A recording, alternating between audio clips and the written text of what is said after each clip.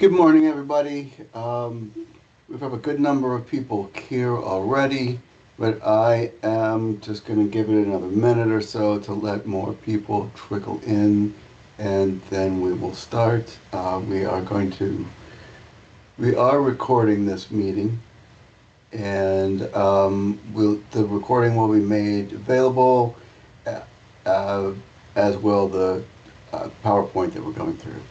So we'll get started on there.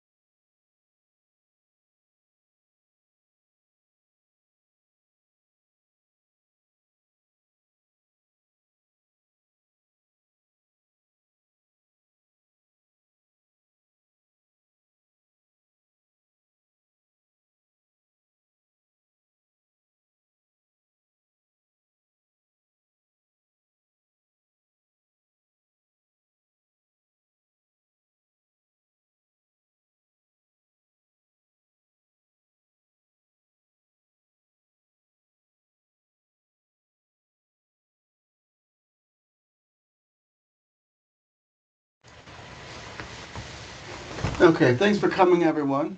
Um, a little bit of housekeeping before we get started.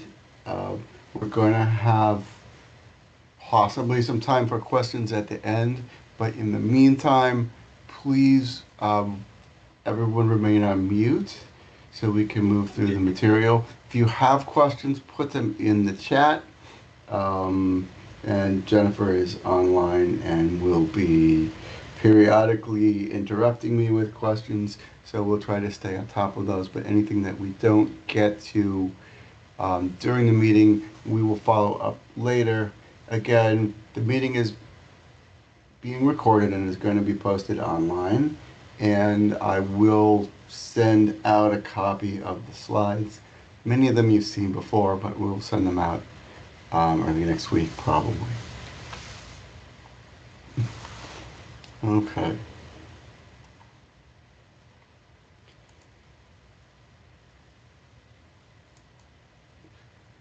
So, that is last year's slide.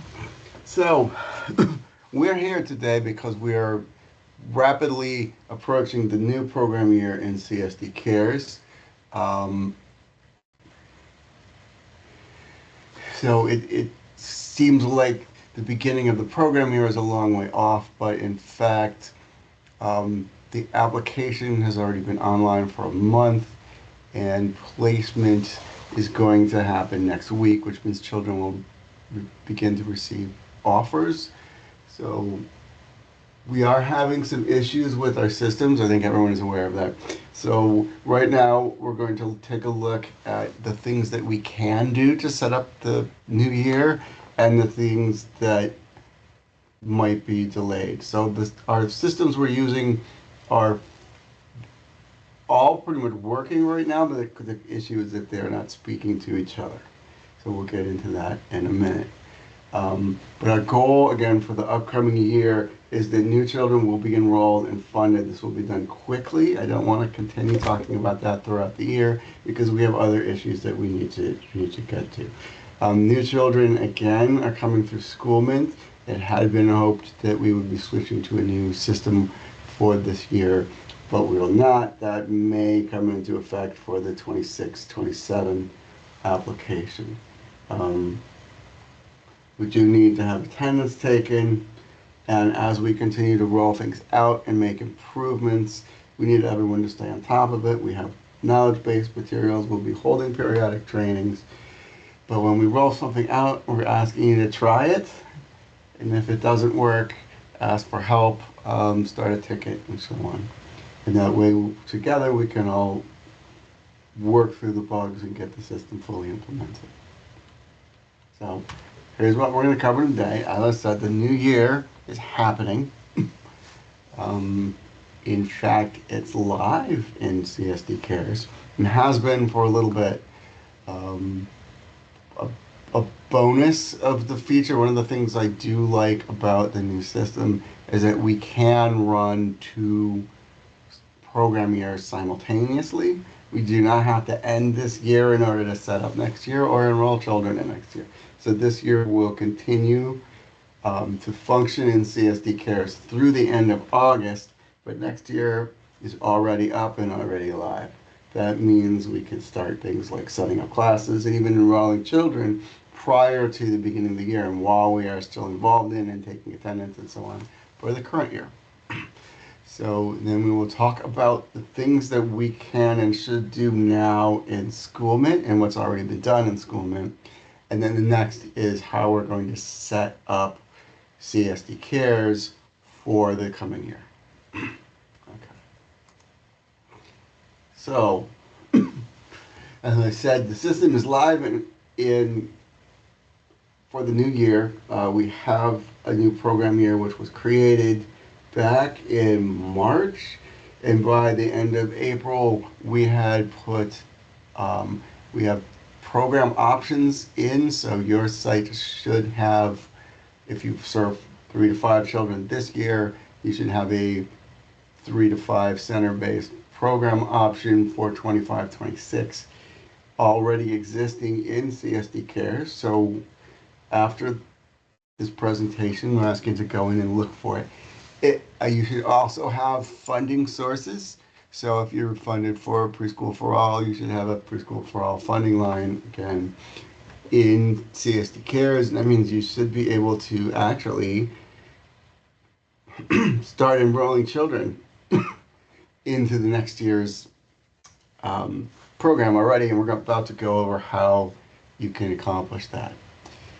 So the offer letters then will go out on Thursday, May 22nd. This means that children who have applied for the coming year will be given offers for the coming year next week. And I'll show you how to get their information.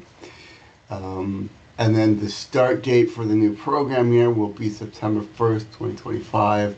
I am aware that many programs start serving incoming children before then. As we have in previous years, we need to have a single start date throughout the entire system. And so we're using our Head Start date for the system-wide start date. This gives us the best possible chance to get our screenings done in 45 days.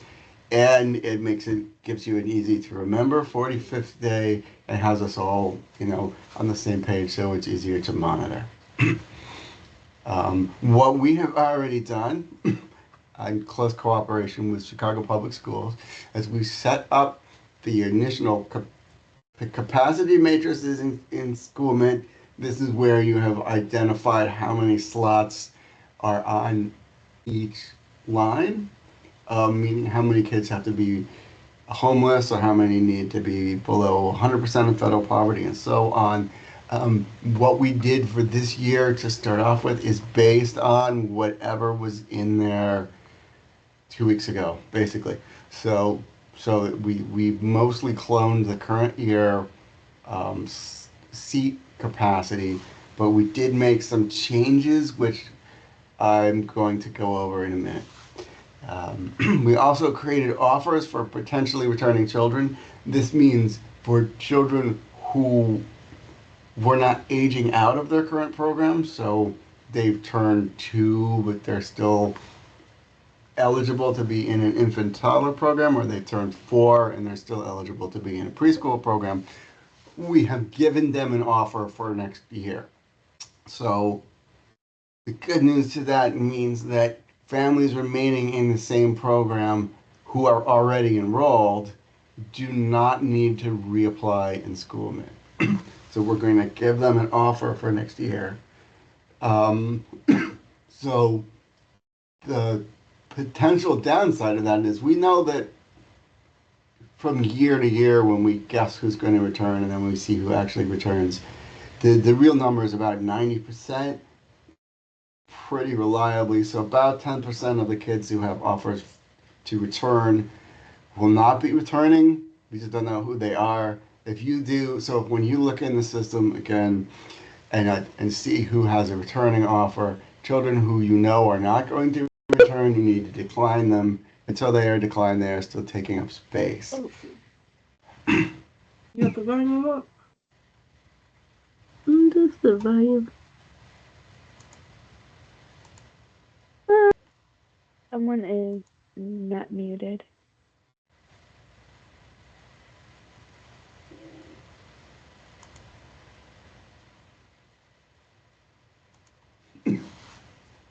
Okay, I think yes. As I said in the housekeeping at the beginning, please remain on mute throughout the presentation. If we may be able to take some live questions later, but in the meantime, please put your questions in the chat so we can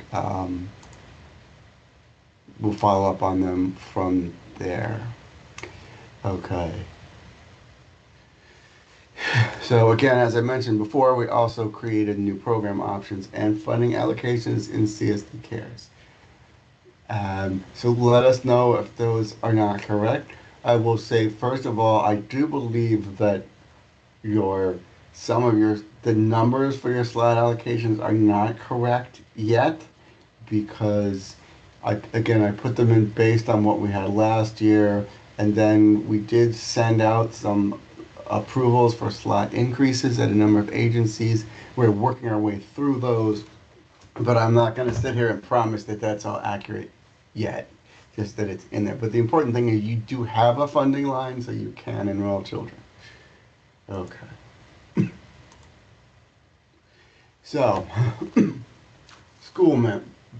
Again, just brief review. Schoolmint is the company that operates the GoCPS online application, and for the last 3 years, we have been using that as our sole enrollment system. So if you want to enroll children in any of the publicly funded programs, whether they're federally or state funded, they need to come through Schoolmint.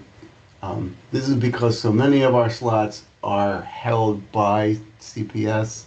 We are administering them on behalf of CPS, so we need our system to be connected to their enrollment system.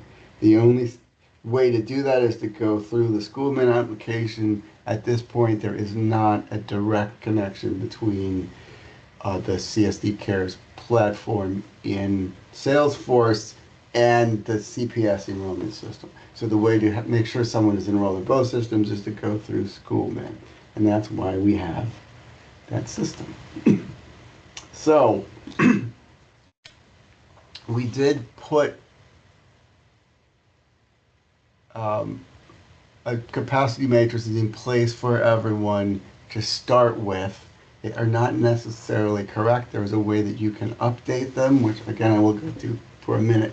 First of all, I'd like to point out, but some people will notice as soon as they look in the system, that we have changed the way that it works. So last year and the year before, there were 5 levels of eligibility. This year there are 6.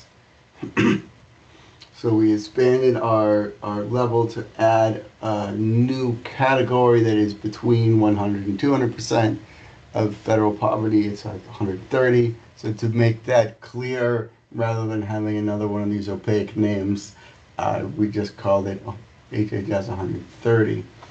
And I'll get to more explanation of that in a minute.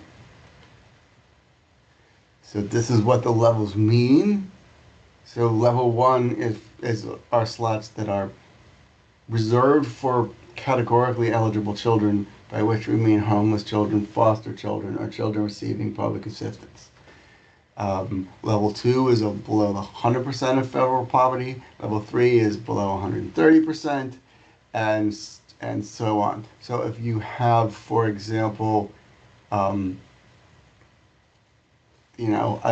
several classes full of preschool for all children, the the level at which we can enroll children into that program is at 400% of federal poverty or below.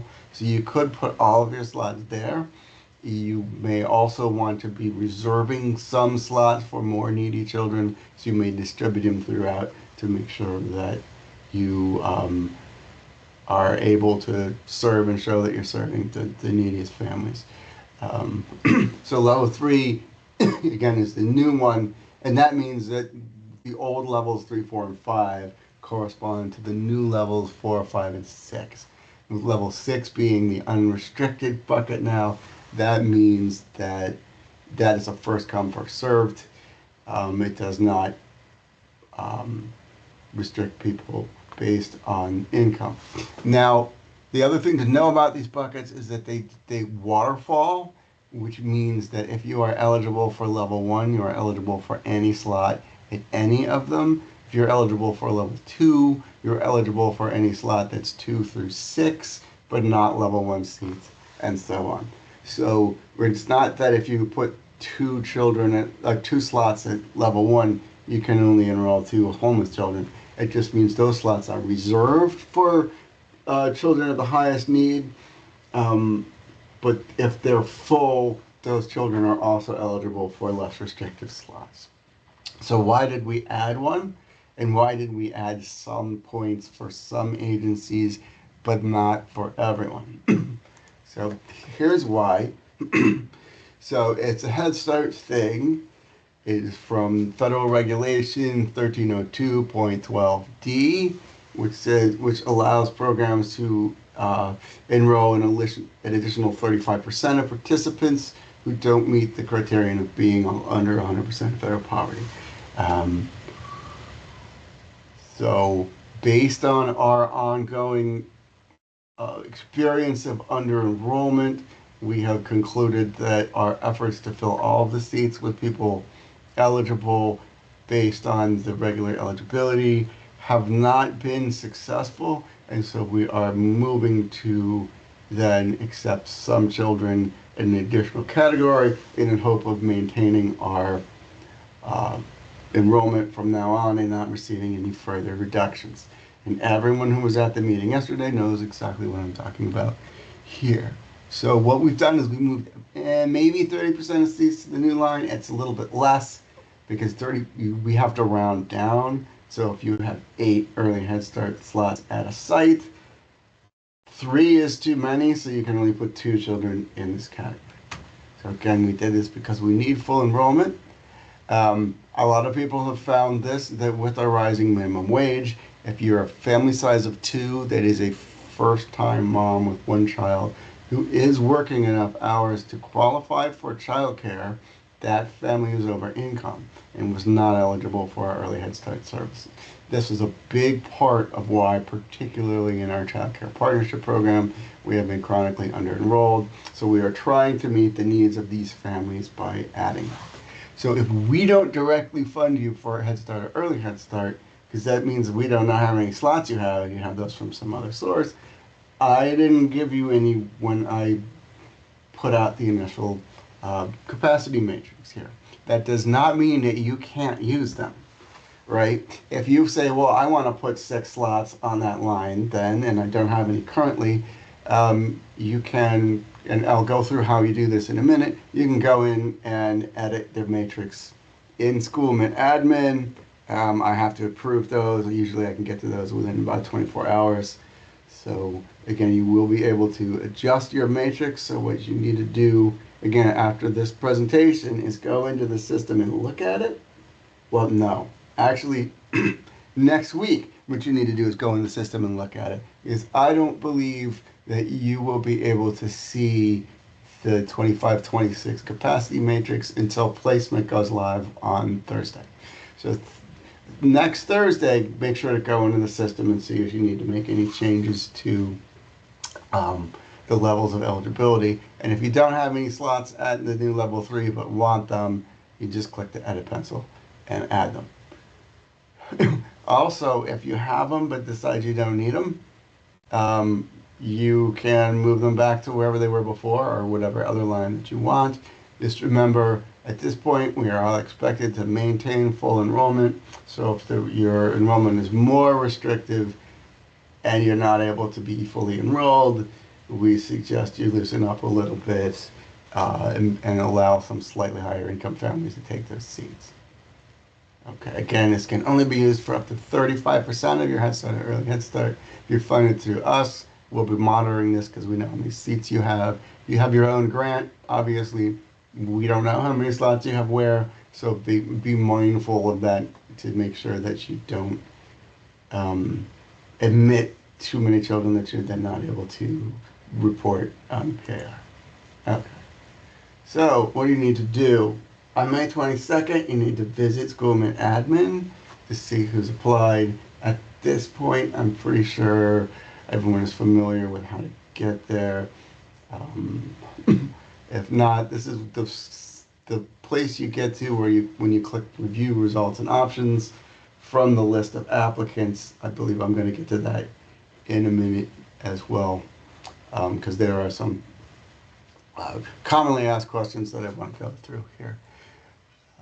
But you need to go in there, and if you have new applicants, you can accept them. And if you see that we've given offers to uh, children because we thought they might return and they're not returning, then you can decline them. Either way, you have the two choices you can see here. You can click the accept or decline buttons.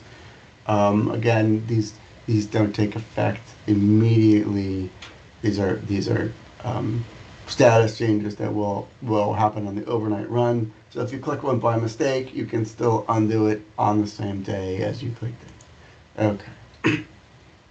So if you see people on that list, which you probably will, who have been given offers and you don't recognize them, the next thing you need to do is call them and reach out to them and find out who they are, and then make arrangements for them to come in and do an interview, an eligibility review, and so on. So on that list, right to the right of where it says accept or decline, there is going to be a little box that says notes. And when you click on that, it will give you the child's name, the parent's contact information. Will have the email address and or phone number that they use to set up the account.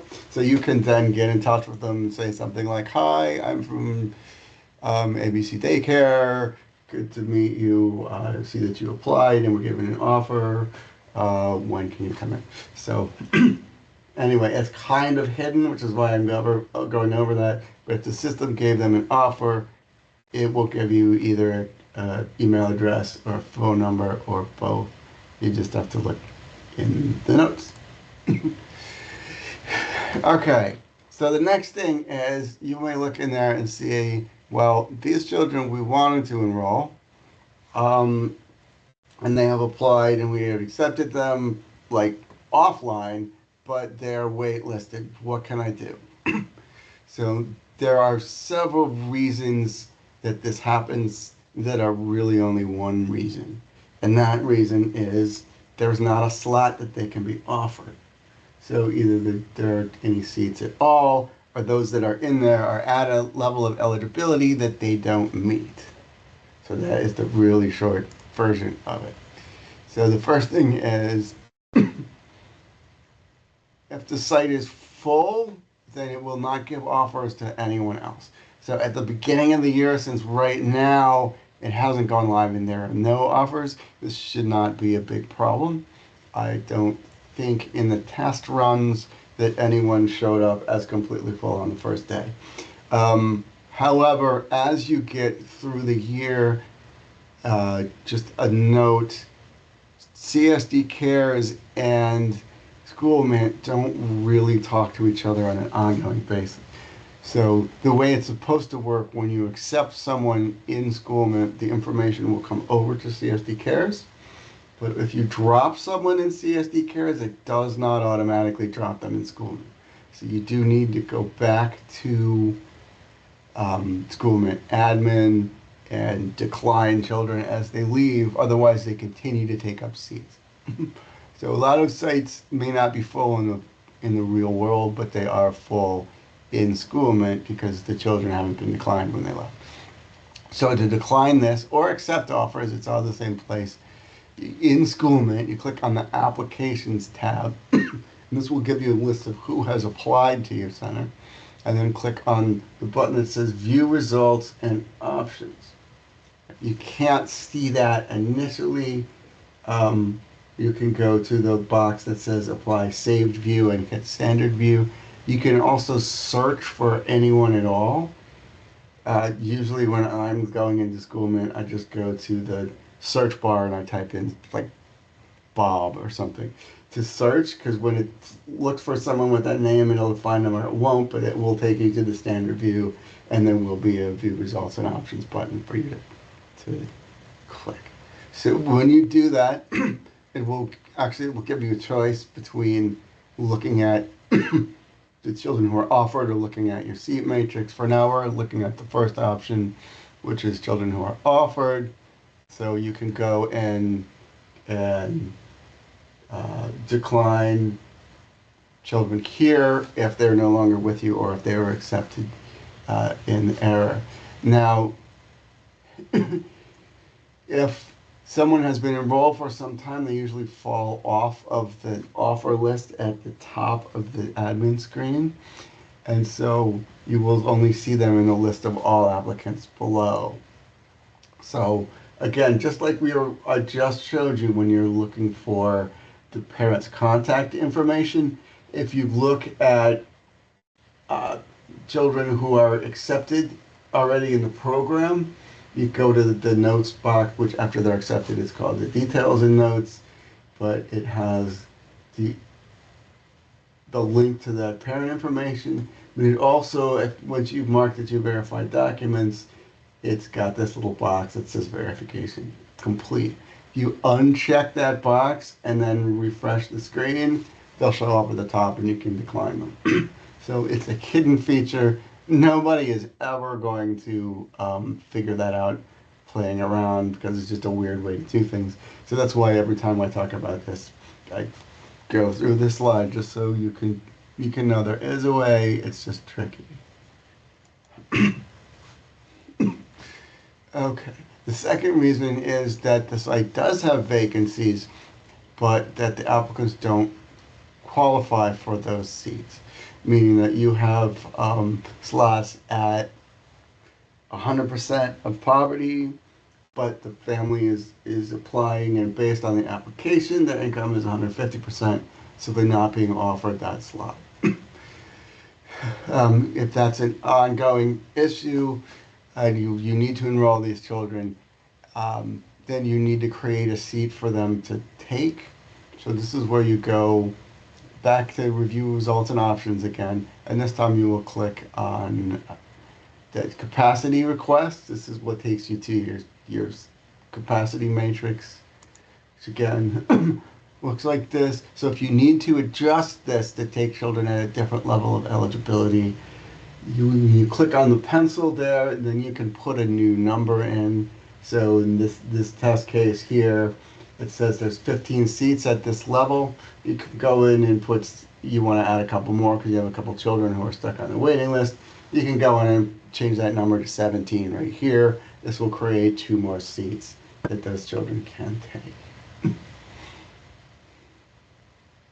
So you want to look at this periodically. I'm not showing you the whole screen because I wanted it to be big enough to be legible, but if you keep looking over to the right, it will tell you how many seats have been offered, right, and how many remain. So if you're at a level of eligibility and you see that there are 0 seats remaining, but you were still hoping to enroll more children at that level, you need to increase the number of seats.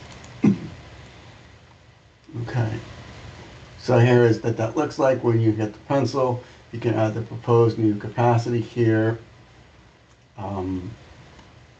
Then when you submit this, it will send me spam. So usually this will take effect the next business day, because I go into that system about once a day. Okay, less common reason that it doesn't work, but this was much more common early in the adoption of CSD Cares is that there's missing required information. I don't know why it allows you to submit an application that's missing required information, but it does.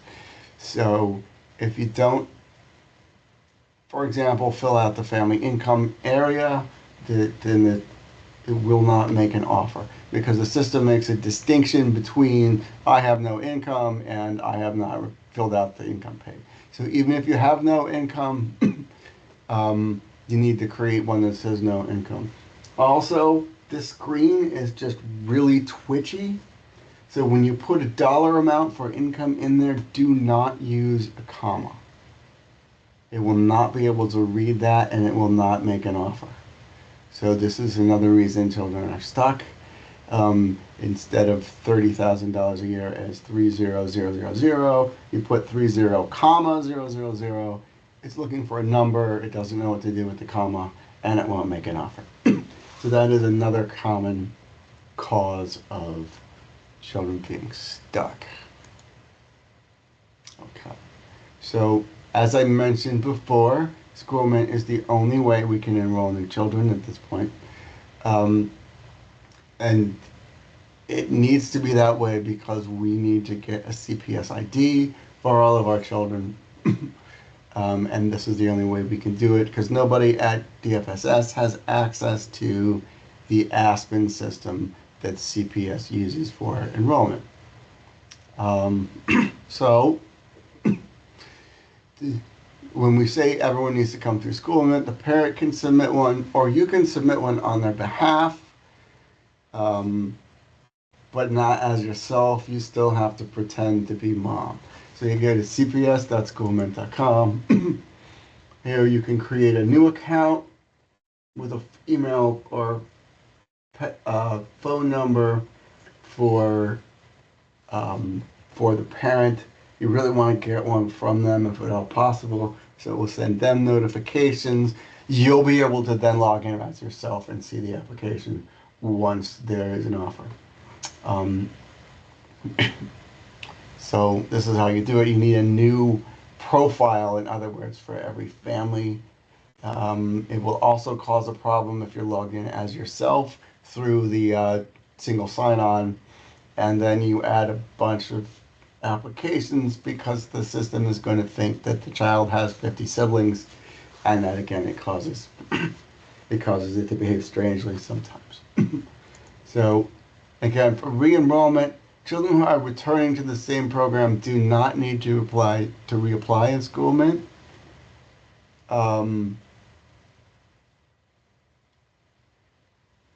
You will need, again,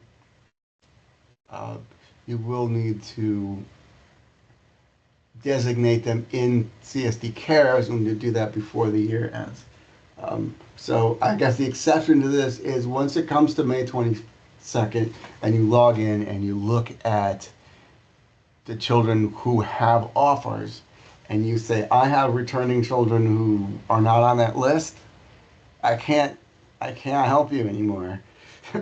So you will then have to submit a new application in Schoolmint. But look first to make sure they're not already there so you don't create a duplicate. The problem is, and the reason that going forward this might happen, is that I already made the list. The list was made at the end of April, so all children who were enrolled at that point, who are not aging out, have a returning offer at the moment. For anyone, though, who has enrolled so far in May for the first time, they are going to need to apply to next year because the returning list is made, it's done, and it's in the system. I can't add anyone to that list anymore. But everyone who through about April 27th, something like that, who had applied and had an offer to 24, 25, and is not aging out, will have an offer to 25, 26. Okay, so this order is a little confusing, but again, when you log in, you're giving the parent's name and the parent's email address to start the application. Now, having said that, All right, when you move on to add a child, a couple things. The first thing is when you look here now, it's asking for a date of birth.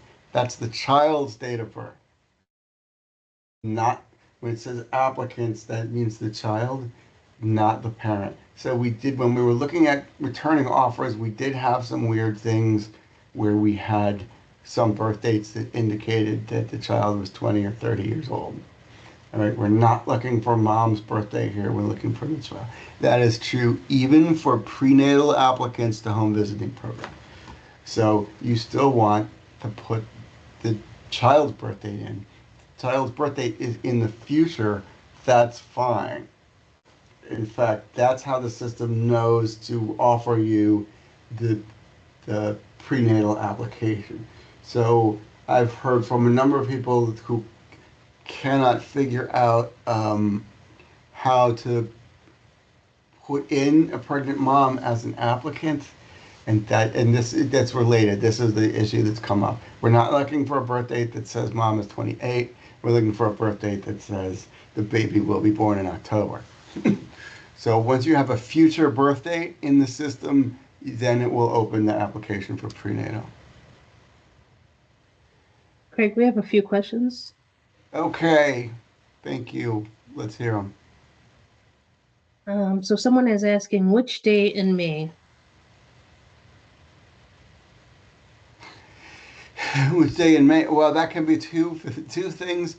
Um, for I had to get information to CPS, so actually the last day that someone could be enrolled and included on the system was like April 27th. So so children actually the last couple days of April also did not make the returning child list because they needed to get it in the system. In terms of uh, which day the application will go live or the offers will be made, it you should be allowed into the new year in school admin to see what's in there, what offers are made, and what your list looks like on May 22nd. That is Thursday. Okay, the So next. that's why we're doing this now because there's only a few days left. Okay, we have a question. Do children moving from one program to another have to reapply through CSD Cares? That's a good question, and I wish I had a simple answer. I don't. The complicated answer is look in the system first. Because what I did is I matched programs. So um, when we have a site that has both a birth to three program and a 3 to 5 year old program, I did take children who had received an offer who had turned 3, so were aging out of the birth to 3 program, and gave them an offer at the 3 to 5 year old program if it's at the same site. Again, in all cases that I can identify. So if you, what I have to say then is on May 22nd, go in and look for them. They may already be there, in which case do not apply again. But if they're not there, it'd be difficult for me to get them an offer at this point. So you will need to reapply. But most of them, I think, will have an offer at the program they're aging up into. Okay, next question. We just received new slots last week. Do we have to do applications?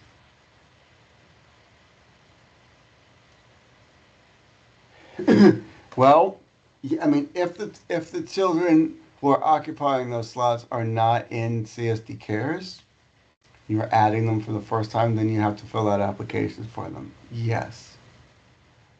Um, that also, I may need to follow up on this, but I believe is true if you have kids in who are added through another process because they were CCAP only and are now receiving new slots through early childhood block grant.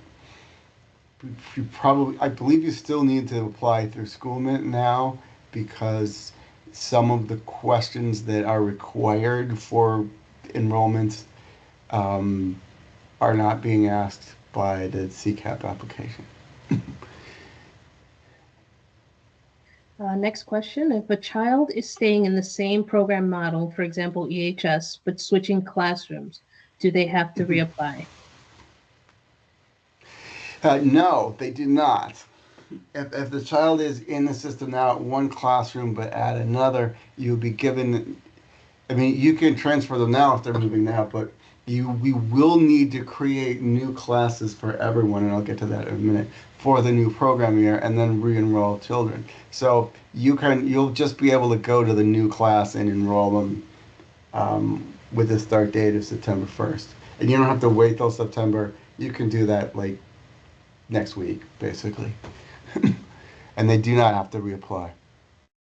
So in general, I want to say returning children, unless they applied in the last few weeks, returning children don't need to reapply because they should already be in there.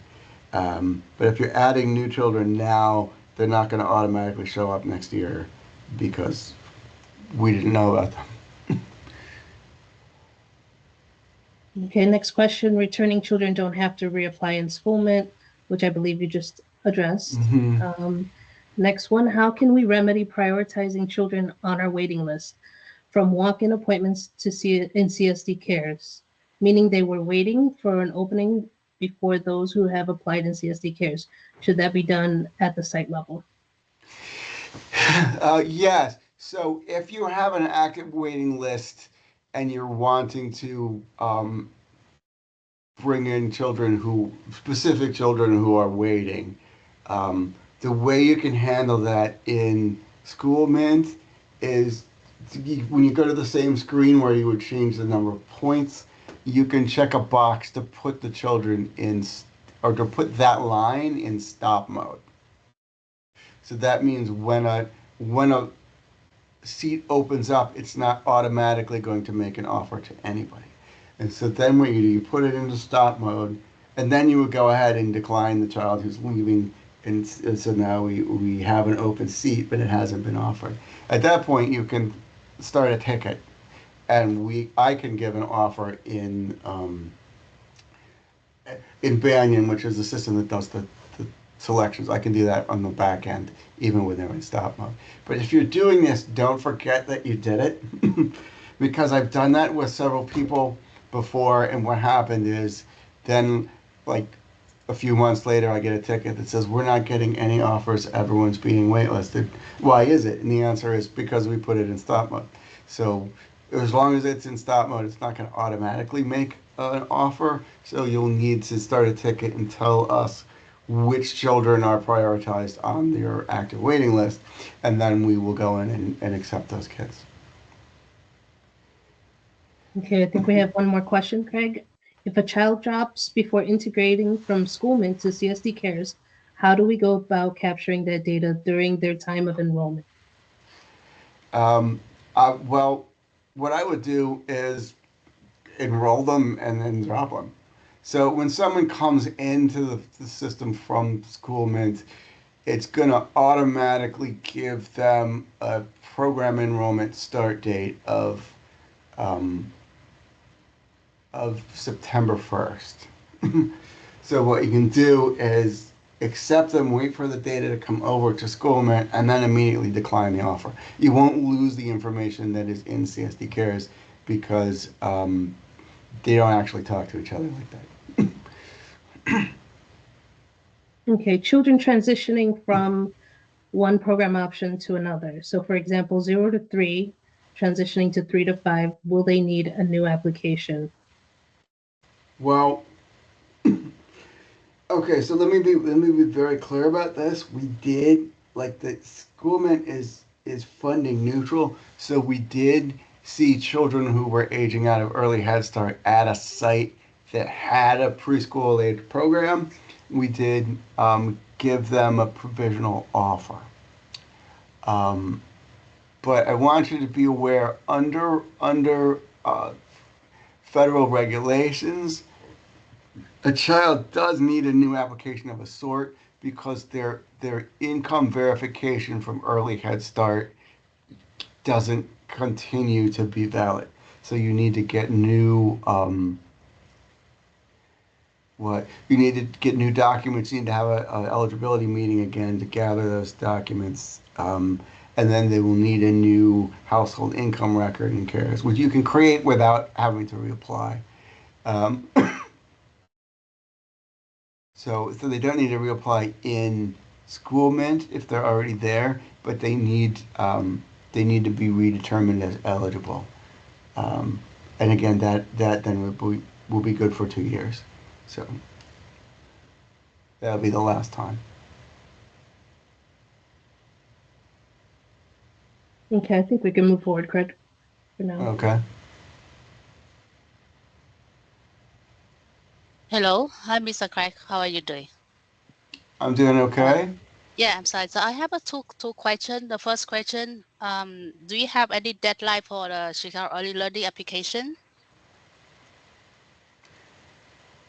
Um, we don't really have a deadline for them, but again, the initial placement will be on next uh, Thursday. So if you have children who you know will be occupying seats, like, or if they're not in the system now, but they're actually there, and so again they need to be taking the seat.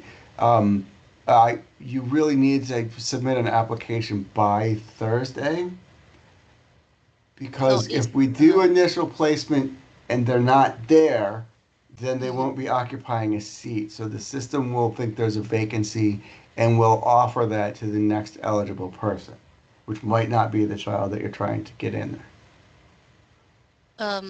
so how about if we do that after the Thursday and we still have the sheet? So is that mean that they not be late?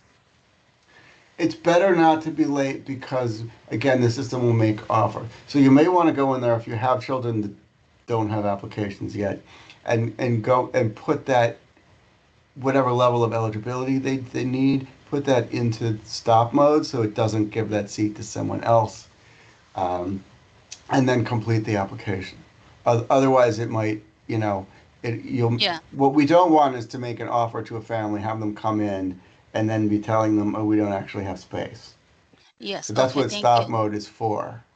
And then thank you so much. My second question. So we have a parent apply she got early learning last year. Hmm. But for some reason we have not put them in the program option. So and for this school year, do they have to do that again to register in the Chicago Early Learning again?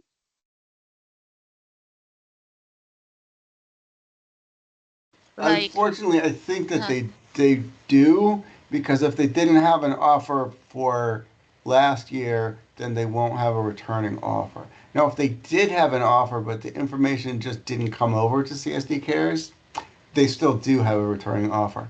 Um, but we'll need to figure out how to get their data over for this year so that we can then set them up as returning.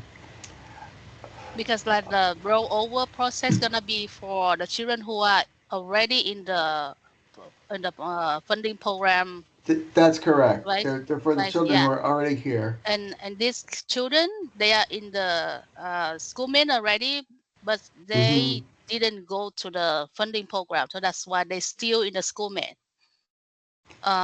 Do they have to like re-enroll again? Um, I'm going to need you to follow up, start a ticket, and so we can follow up on that later because I'm not sure. It depends on what their status is now. So if they were waitlisted but weren't given an offer, Hmm. then they're going to have to reapply. But if they're given an offer but didn't transfer over to Salesforce, which is an issue that's come up a lot, first of all, they should still have a returning offer. But the other thing is, we are, as was mentioned at the meeting yesterday, we are experiencing a temporary interruption in service with our primary vendor on CSD Cares, which means I can't call the person whom I usually call to have children forced to move over. So we're hoping that will be resolved soon and we can move that over. But until then, if they're stuck, yeah, they're probably going to need to have a new application for the new year. Okay. Yeah. Thank you so much for your quick answer. Thank you so much. Craig, we have a few others if you want to take a look at them. We have from JNL, we still have issues with JNL children being seen in the system. Okay, I mean, all I can do is um, escalate that. So you probably have already, but put that in as a ticket again, and I'll escalate it to IT. Um, Unfortunately, I can't directly change what people can access or not access the way that I could in the old COPA system because all of the access that we have is done through that single sign-on. So you put your credentials in once and it gives you a set of access to different programs.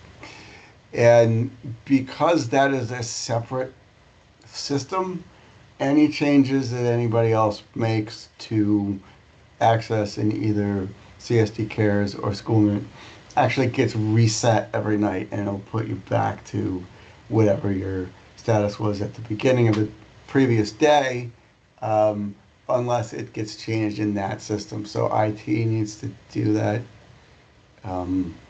They're understaffed right now too, so some of those issues are falling through the cracks. So again, start a ticket again, and I'll escalate it again.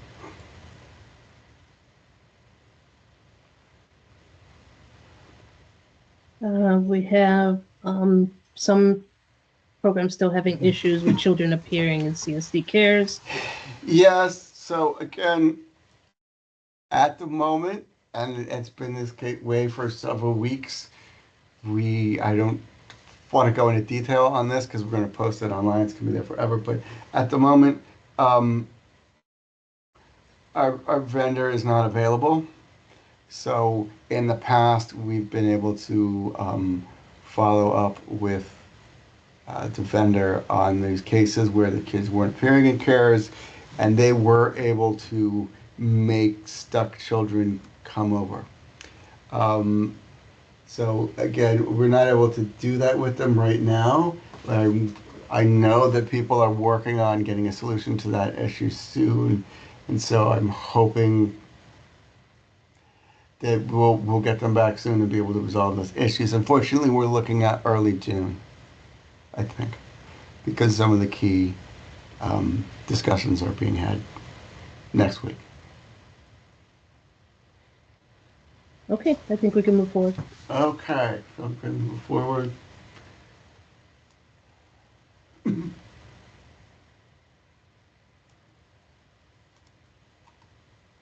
So once you get, so what we had gone over up to this point was putting in a new Guardian account. Once that's created, you can click on this the big bar that says Add Application to start a child application. Note, even in a case where the family is going to need to apply again for the new year, they don't need to create a new account and they don't need to add a new child. They just need to add an application for the current year. So they should be able to log into their old account, make sure the year now says 2025 to 26, and then you can just put that application itself in. But once you've entered a child in the system, they're not erased. That their file is there.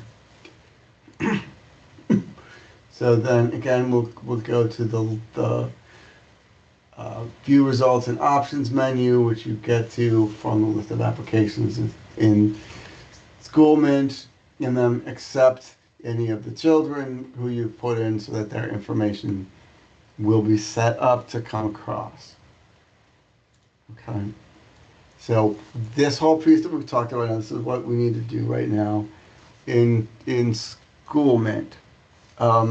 So I don't know what's going to happen on Thursday because we do have this ongoing situation with, um, you know, being able to access the support services that we need to make everything work.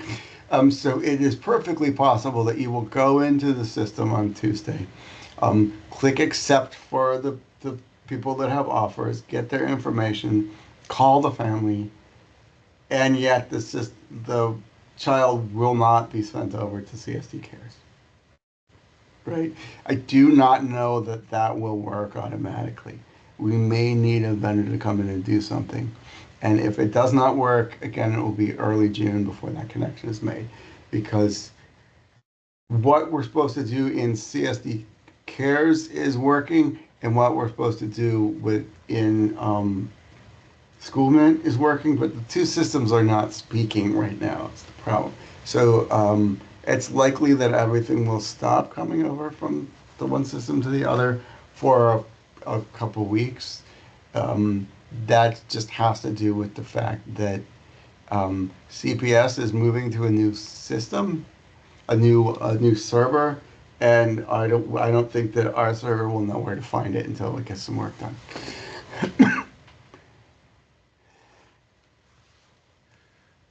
Okay. So the next section is what do we do in CSD Cares? So that is out again. This is our Salesforce-based enrollment and child information system.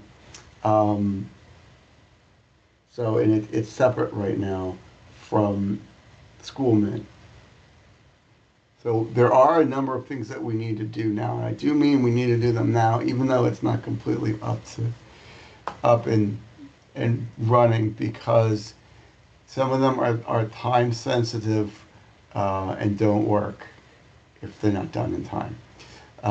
So the two things that we need to do to get our own system set up are to identify which children are returning in CSD Cares and to set up groups and classrooms in which to enroll them. And this is the first step. I'll be back later in spring and summer to talk about the other next steps, what we need to get these done now. And the reason is, and I'm going to harp on this, and you're going to think I'm being very silly, but I need everyone to know this. The re-enrollment process will not work if you wait until fall to try to identify returning children.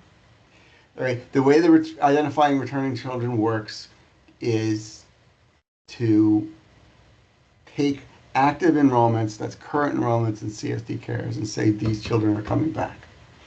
Once we hit September 1st and we're in a new program year, those enrollments are no longer active, and so they can no longer be set up. So we tried to do this last year. We did this much later and asked people to set the kids up by August 16th. About half of people missed that deadline and did not try to set up any returning kids until September, when it was too late and the process did not work.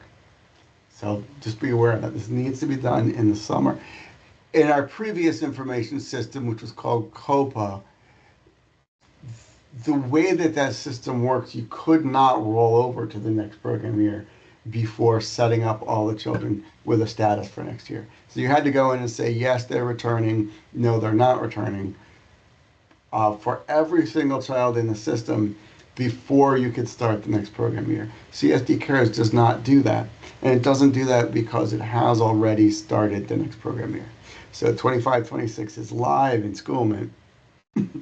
So there is nothing stopping people from not setting up their children to return. But if they don't set them up to return before September 1st, then they're not returning. And then there's nothing to be done about it at that point except create a new program and enroll them for them one child at a time, which is very time consuming. So we don't want to do that. So to set up re-enrollment in Schoolment, or this is me not doing enough proofreading to set up re-enrollment in CSD Cares, and I will fix this later before we send this out. But step-by-step instructions are available in the knowledge base. So you can go into the same place you start a ticket and look for them.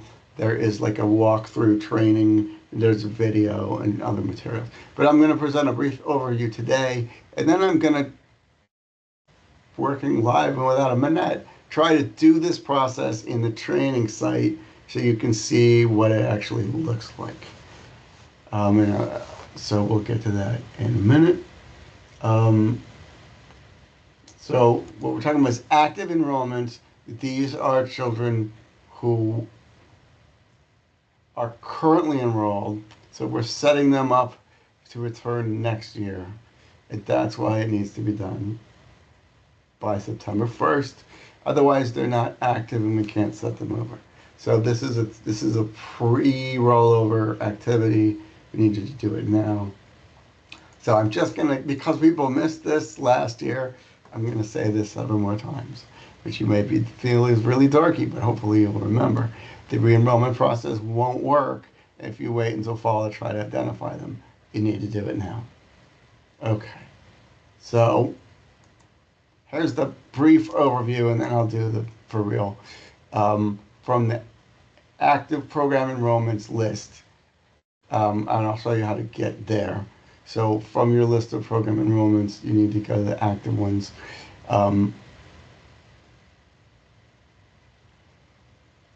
You'll see a list of children who are actively enrolled. The last two columns are the rollover eligibility, and then whether they're been set up already for rollover. If they have been set up, it will be checked. So then you're going to select the checkbox next to each enrollment each child that you want to mark for rollover. From there, you then are going to click the pencil at the right-hand side and agree to the question that's going to ask you, which is, do you want to update all these selected items? You're going to say yes. Okay. So, but these have to be active enrollments. So again, the re-enrollment process will not work if you wait until fall. You need to do it now. Okay, so two things. When I include this, send this out, it will be this link here to the self-paced course, which again will walk you through step by step. It's a live link.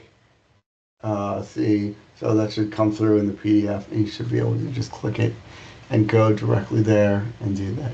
But I am going to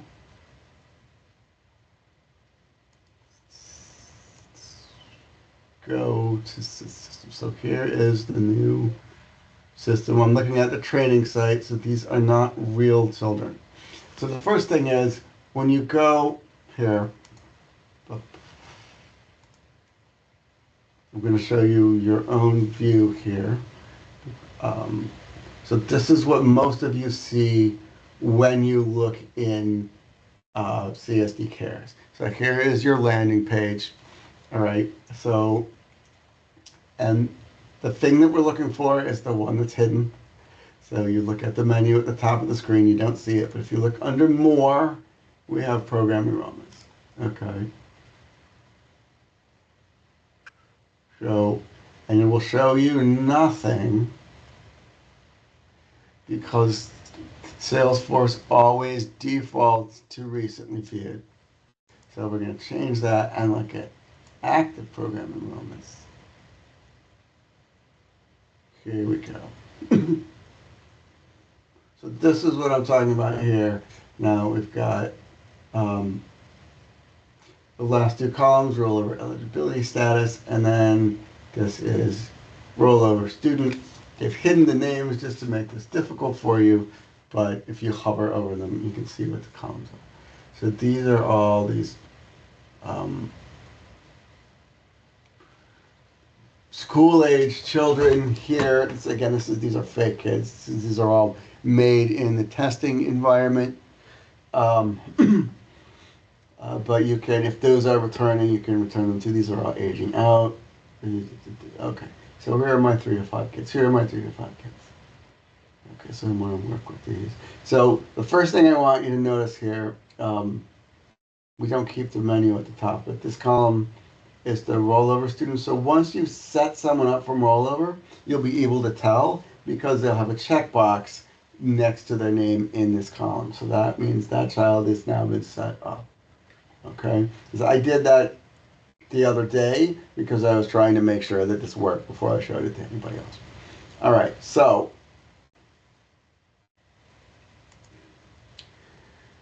what we're talking about is identify which children you want to roll over. Look at these. See, these are eligible for rollover. For our purposes, I'm going to say, yeah, I think they're coming back. So I'm going to check the boxes next to the names. Okay. Then I'm going to go over here. That's not right. See, there's a million ways to do it. And they don't go to the right. So this is edit the child. But here there's an invisible pencil. So I'm going to get on the invisible pencil. And it just does not like me today. I'm going to make the screen smaller and less legible. No.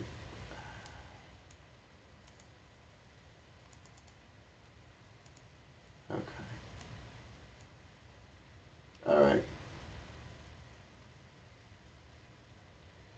So here, any of the kids, I'm going to do this. Now it says do not update for selected items. I'm going to check this box. Yeah, where is it? Seriously? See, believe me, I understand why people are frustrated with this system.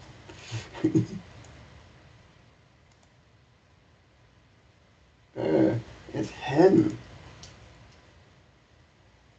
So if we still had developers to talk to, I would go and complain about this. Is there another way to do this? So, and I will say, yes, I'm going to save that. Okay. If you went out. Can I do it one by one? That's more of a pain, but I hate that that you're not able to see what's going on here. All right, so those changes were saved, so I'm not going to look at these guys. I'm going to go here. Let me just see if I can add just one. No.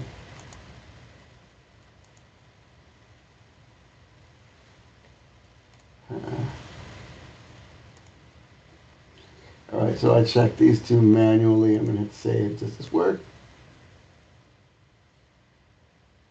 Yes, that also works. So you can check a number of them at the same time, like this,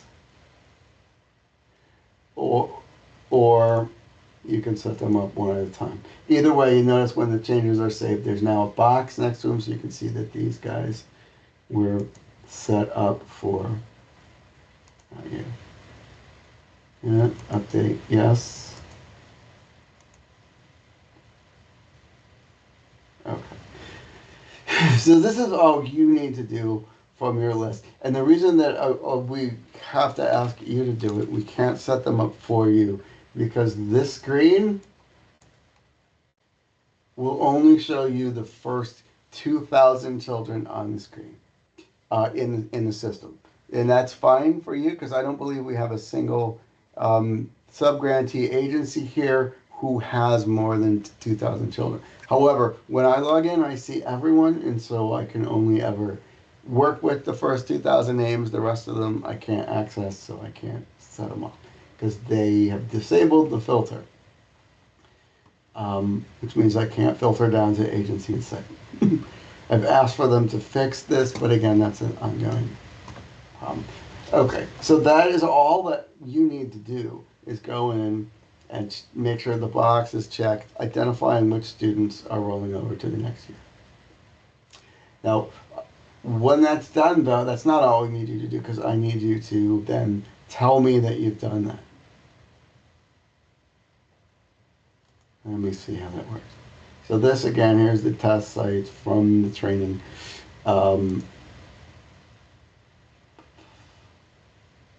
This is the testing site. Okay. So the parent account. So then I go in here, and this is my view. I'm showing you little things that are behind the scenes here. So I go to the agency, and from the agency page, I can do the enrollment. But I can only do this if you set the children up. So the origin time period is 24-25. So then which sites, I'm going to check them all, even though it might not work, just to figure out how this is going. So any of these training sites, I'm going to roll over. No? Really? Maybe that's the wrong site. Is this live? It's live. This is more than you wanted to see of the back end and the sausage getting made. But anyway, you can see. Are you sure?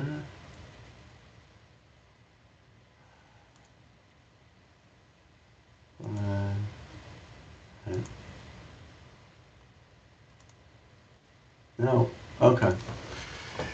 So obviously, we are still full of bugs. But the point is, we need you to set up identify the children, and at some point, I should then be able to move them over. When they're moved over, they will appear as having a program enrollment in the new program year. That will be the 25-26 program year. That will also trigger the automatic creation of a funding program application to any funding program that they're eligible for. So if they've turned 3 and now you're moving them into a 3 to 5-year-old program, you're going to get a preschool for all application. You have Head Start funding, you get a Head Start application, and so on. And you can then move forward from there. Craig, we have a few questions. Okay. So the first one is, so there should be check boxes on both sides? Question. Yes, if you're selecting, yes. If you're selecting multiple children, certainly, and I think possibly that might be what's going on with just my attempt to set them up individually. Yeah, so you check the box on the far side, on the far left side, indicating, yes, this is a child that I want to be working with. And then on the right side, you can check the rollover student button then, if they're eligible for rollover. And you can do that if you select multiple children on the left-hand side. You should only need to do it one time on the right-hand side, and it should apply that status to all of the selected children. Again, the display is a little wonky. Part of that is that, again, we're not able to edit those right now, but there's too much information on that list. Yeah, I'll get to the. I see some of these coming in right now. I'll get to the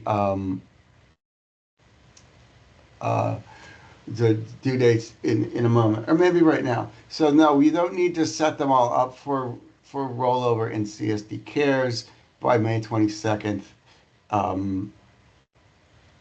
That would be difficult, I think, for everybody to get through. Now we're asking them to designate them by June 16th, which is a month from today, to give you time to do that, and then to let us know, and we'll go through and get them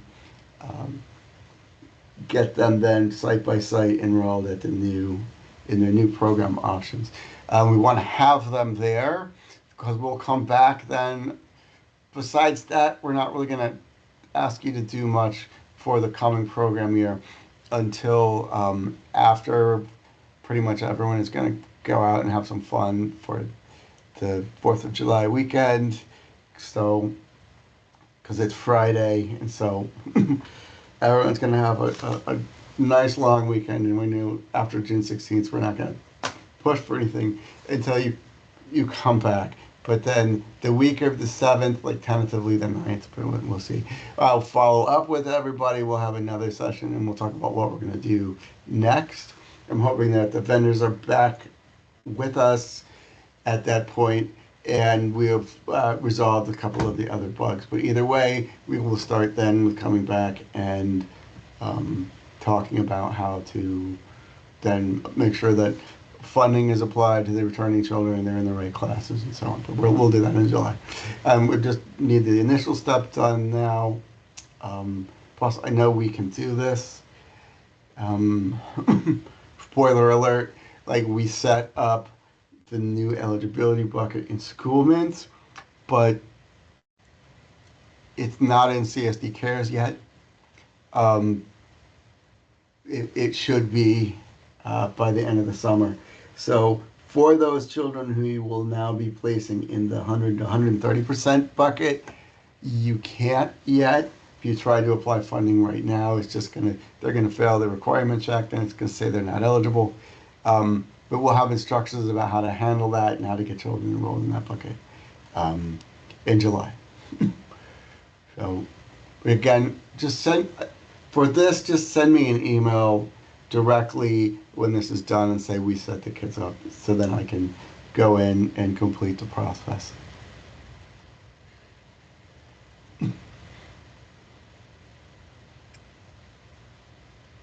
Ready for a few more questions, Craig? Yes, absolutely. Okay.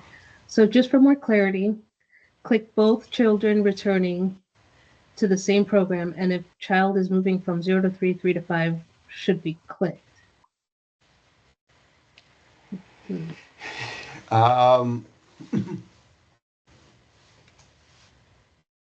Let me see.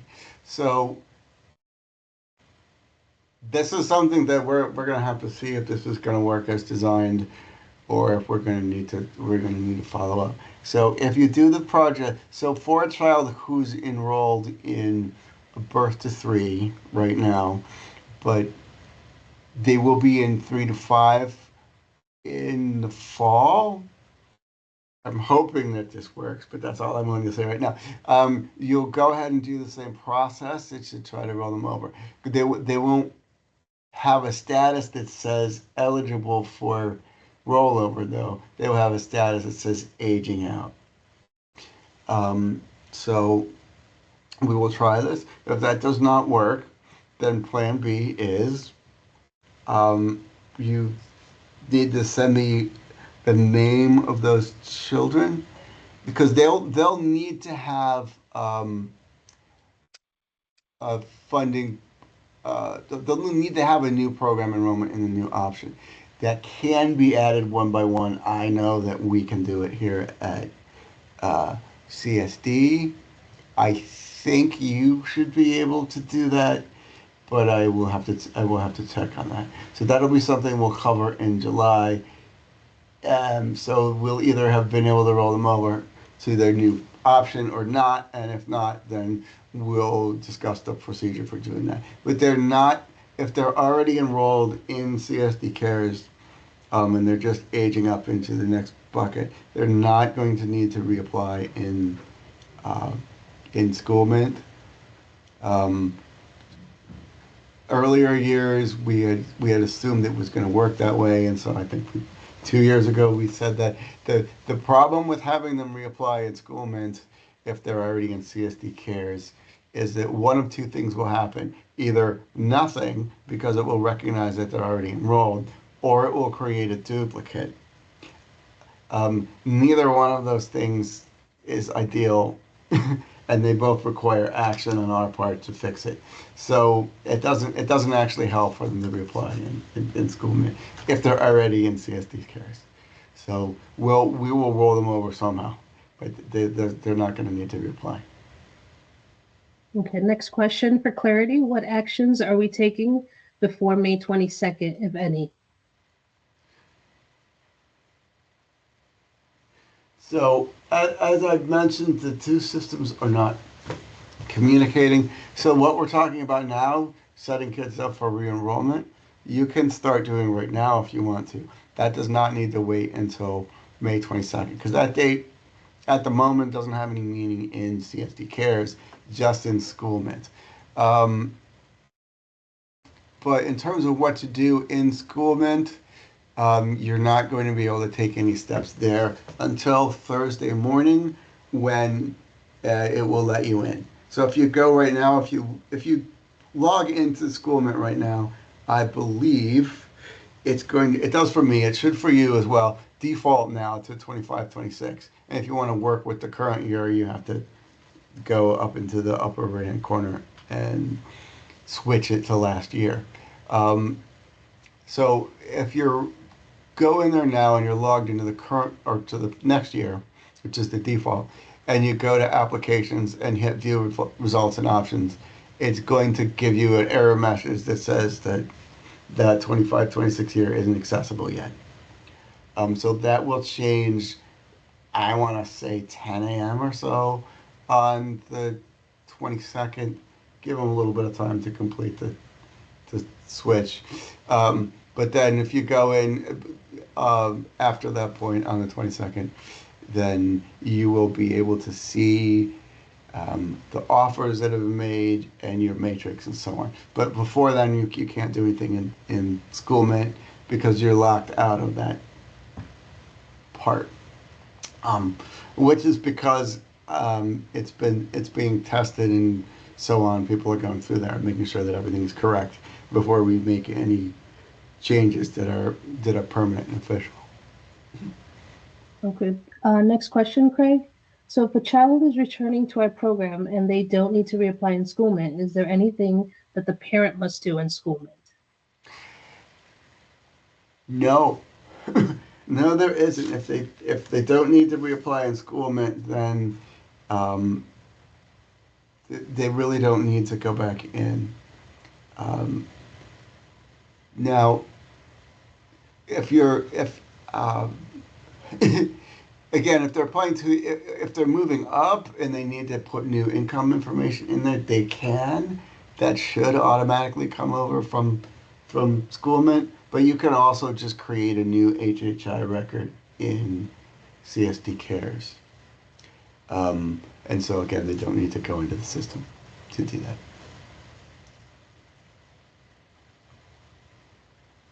Next question. If a child is aging up but switching sites within the same agency, do they need to reapply in Schoolment? Yes. If they're switching sites, they do need to reapply in all but one case. So I kind of want to know who's asking. And that's because we can move them in CSD Cares from one site to another, but they won't be on the capacity matrix and they won't be occupying a seat at their new site. There is an exception to this rule, and everyone's gonna be like, not fair. But the thing is, for It Takes a Village specifically, they have one birth to 3 site and one 3 to 5 site. So we treated them in the system like they're the same site. So children aging up at that agency should already have an offer, and they won't need to reapply. But that's because there's a one-to-one correspondence between the programs. Everybody else, sorry, I don't know that in advance, so you'll have to reapply to get them to be occupying a spot. Okay, next question. We have been working on getting children added in CSD Cares, and not all have moved over successfully after an offer was accepted in Schoolment. Is there something additional that needs to be done or a specific time frame to wait for them to go over to CSD Cares? So, as I've mentioned before, and as was mentioned at the EDP meeting yesterday, the way I'm going to put this is we're experiencing a temporary interruption of service with our vendor. That means in the past, when children were stuck, they were given an offer and they were coming over, I could communicate that to someone at the vendor, one of the developers of the CSD care system, and that person could force children to move over.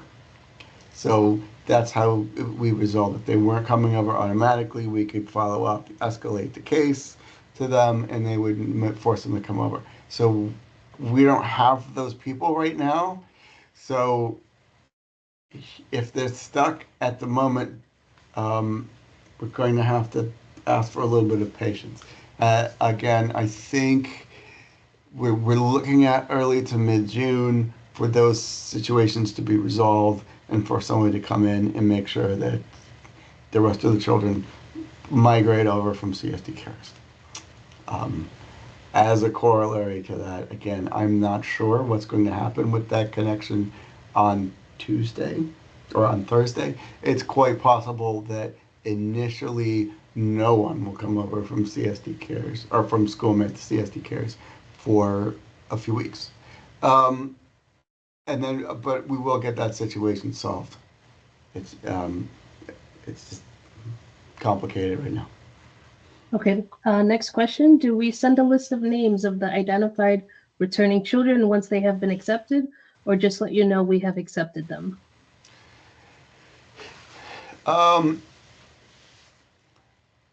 For right now, just let me know that you've accepted them. I should be able to bring them over.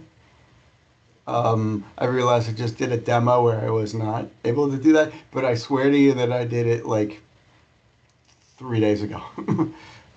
So the system should give me a list of children who are set up. So if we're not able to locate them, I'll come back to you and ask you for a list of names. But at this point, I'm assuming that will work. Okay, we have about 3 more questions, Craig. Okay. One is in reference to the Excel spreadsheets. So once all of our children are in the system for 2025, 2026, and we begin taking attendance, documenting meal counts, inputting updates, will we need to input the same information into an external spreadsheet?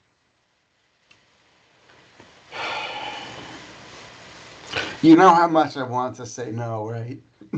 You know how much I want to say no. However, due to the current situation, again with the CSD cares kind of being stuck, I am not able to say that at this time. We're looking into that. We had issues with the reporting, and that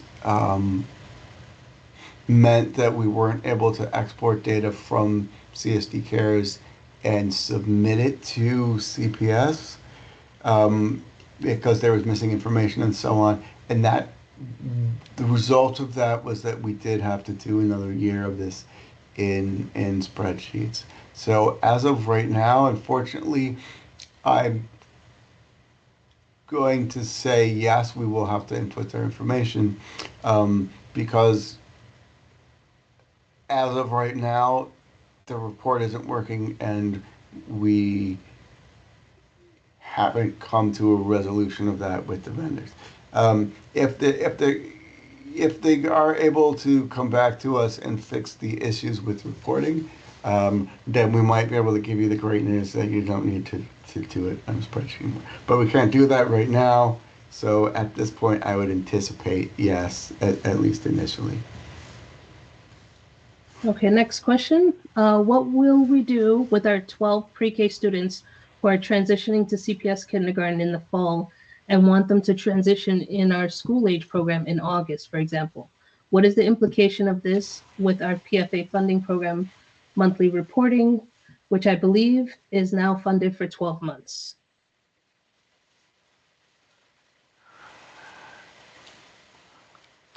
Huh. Actually, hello, Craig. Yes. In August 13th, I mistakenly put it there. It should be June to the 13th. If we want to move up those students to our school age program this summer. Okay. Go.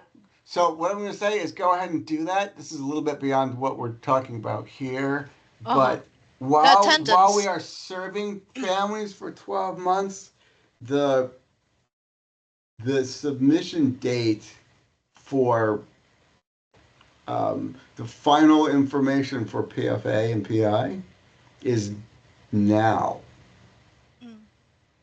So we need to get all of that information sent to CPS in the next week.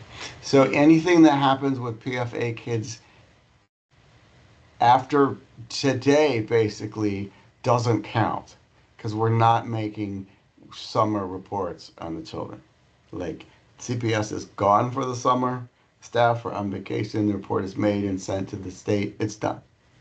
So if you want to transition children to school age from PFA on June 13th, go to town. The difficulty is that in CSD Cares, your eligibility for different programs is based on the birth date. Right. So they still look like preschool age children and not school age children in the system.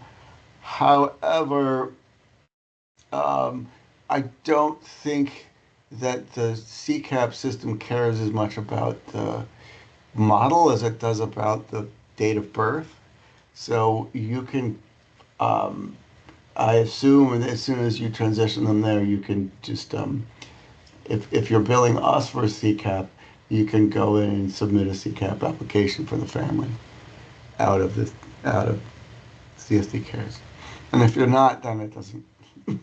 It doesn't really concern me that much, but it doesn't have an implication for PFA if you switch the children to school age over the summer, because we will have made our final report for the year, and our next report to CPS will be about the 25 to 26 program year.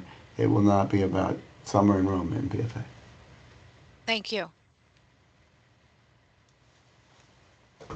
One more question before we move forward, Craig. It's in reference to a confirmation, basically.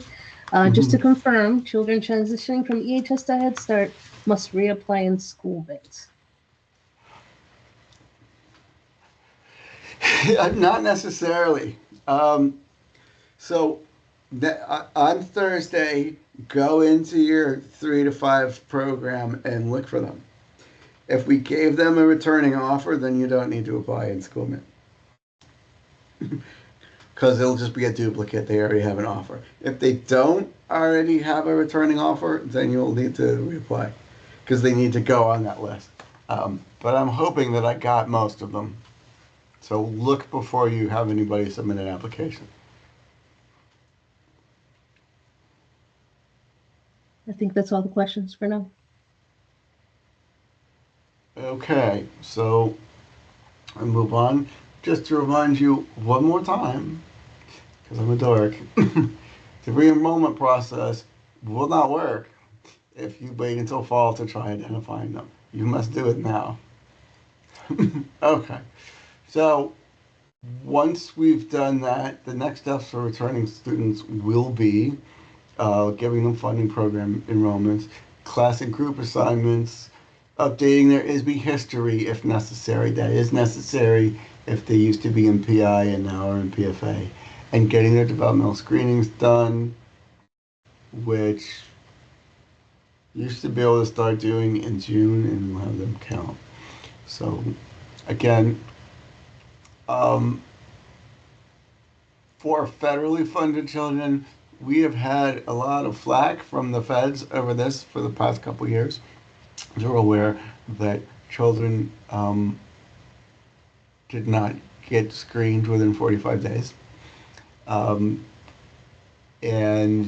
even after working to improve that, we're still hovering between 70 and 80%, which is not, in this sense, is not a passing grade.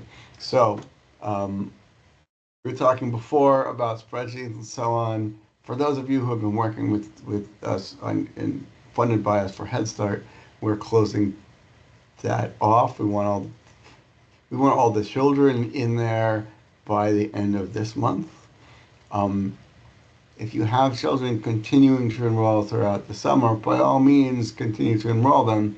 But we're going to count them next year as new children, and this will give you plenty of time to get them screened.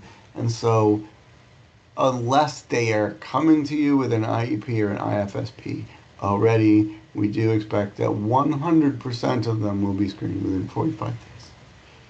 That's all I'm going to say about that. Okay. I'm not sure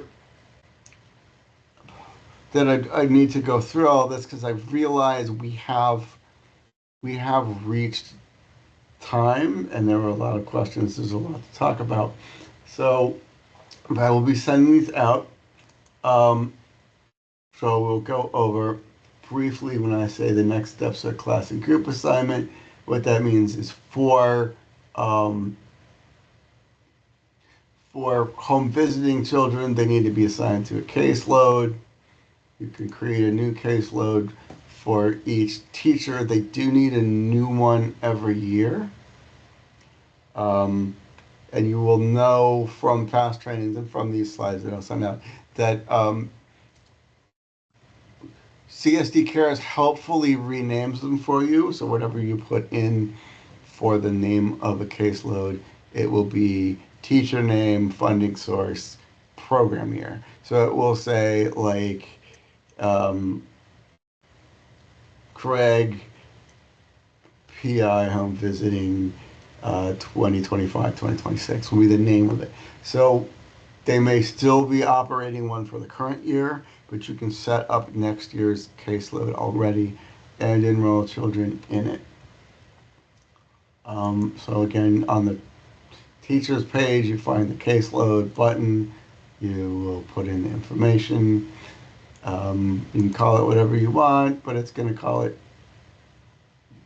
again, teacher name, funding source, program year. So that's just the way that it works. It helps you keep track of them. Okay. Then it will create home visits for you. You can do them. But we'll go over this stuff in later in the summer. We may even have a session at the pre-service, which if you haven't registered for yet, you should register for it. Yes, it's the first week of school. It's going to be downtown at a swanky hotel. There'll be lots of good stuff there. So we're hoping to see everyone there. And although I haven't worked out the schedule yet, we'll be doing some CSD Cares training at that pre-service. So I'm looking forward to that, actually. Should be fun. So for center-based children, again, they need a new class for every year. You can't just change the dates on the previous class. And this is important because you can create a class now. Your 24-25 classroom will still work. You can still take attendance every day in there. You can even still enroll children in that class while the new one is set up. And children can be enrolled in that class early as well. It will give them an automatic start date of September 1st when you're putting them in before September 1st. And so they can be set up before the year starts. And then the first day of school, it will become the active class and you can just start taking attendance for them.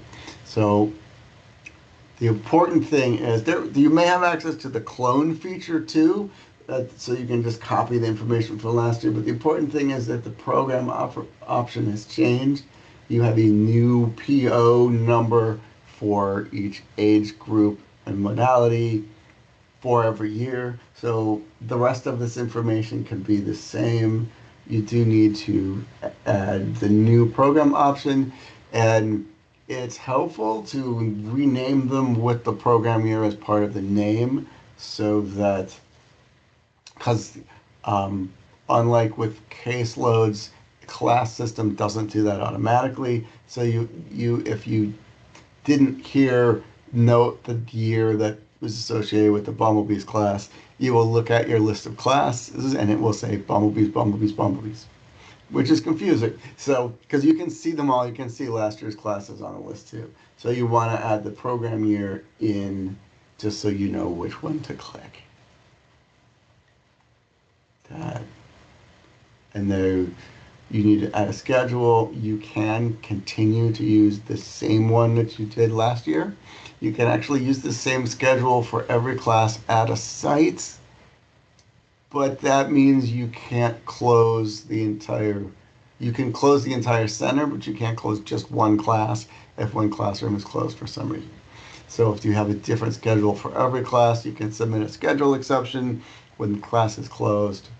This was a big thing during COVID because sometimes a class closed because the child was sick. Okay. And then just a reminder, when you create new classes, the person who created them should be able to see them on the recently viewed list because they just created them.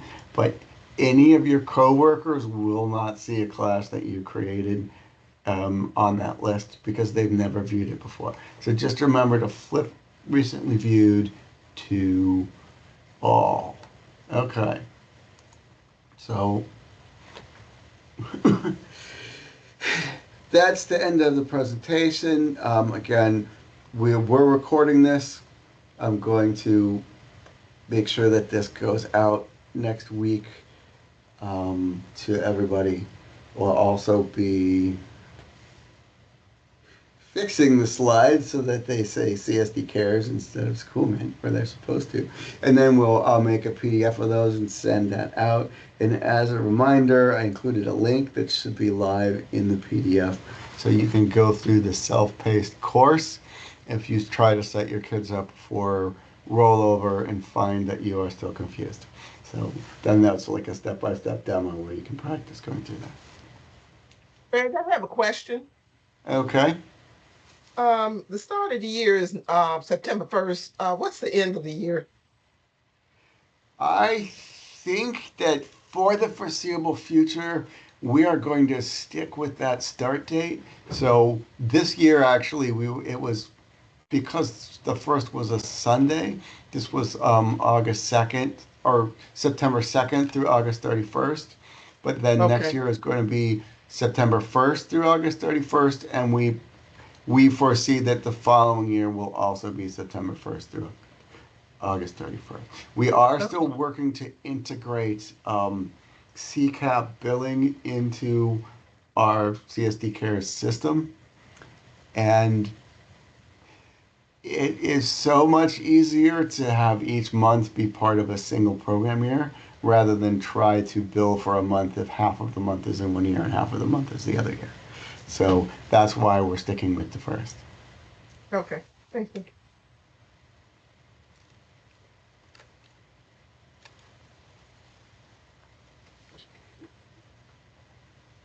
Okay. So I apologize for taking us significantly over time. I even cut out slides and it was still really long. So I we'll be back at least one more time with a webinar in the summer, and then we will have sessions available to assist at the pre-service, which is August 19th through the 21st at I forget the name of it. It's the Hilton that's on Monroe and State, the big one. So I hope to see everyone there. So thanks a lot, everyone.